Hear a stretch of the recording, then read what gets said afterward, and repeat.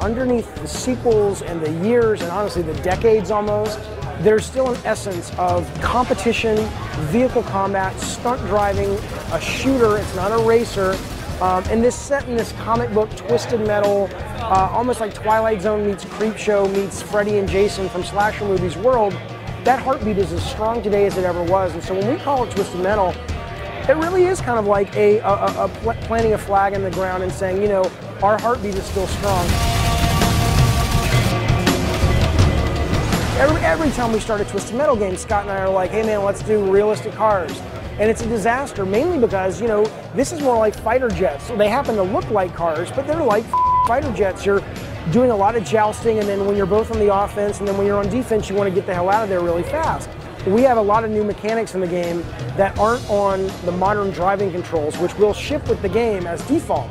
I'm stunned that people are actually playing, because what we have right now is classic controls, because as the guys who make Twisted Metal and who really are good at Twisted Metal, classic controls are the best. When we first had the Twisted Metal vision, it was imagining stepping into that fantasy. I want to be in a car chase, going down the freeway.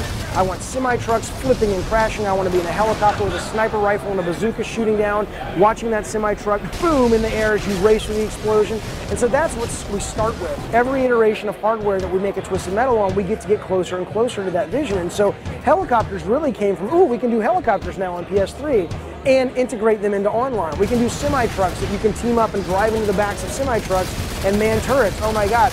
And then frankly, that's us being bad designers. Then we're like, we got to figure out, how's that going to work?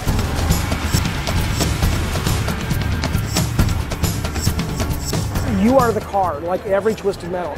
You now see your driver more, you see your gunner a lot more. It's the driver and their gunner are basically the way that we show off the weapon articulations. So instead, we do have weapons that still come out of panels and things like that, but we also felt, you know, it's kind of fun and kind of cinematic to have a guy lean out the window of a sports car with a shotgun and do a drive-by. It just feels more relevant and cool and movie-like, and that was such an inspiration. There's these great movie moments in car chase movies. So that's what that is. It's not really a different mechanic, it's just a presentation thing.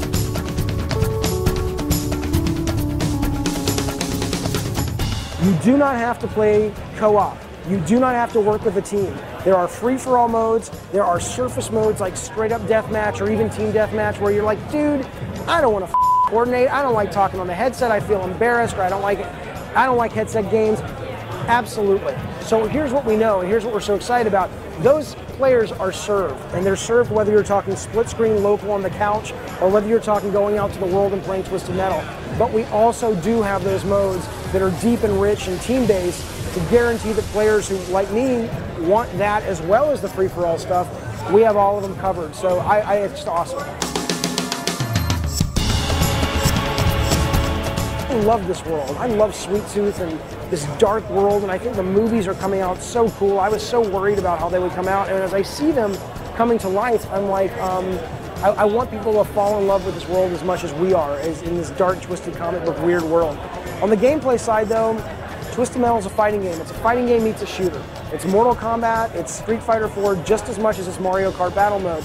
And I want people to basically discover what we already know and that hardcore Twisted Metal fans have known for a long time, that is, this is a great surface game, it's a great party game, it's a great pick up and play game, but there is a lot of layers and a lot of depth and levels underneath that pick up and play that really, to us, puts this in the same league as those great classic multiplayer games that really build a community for years and years and years out.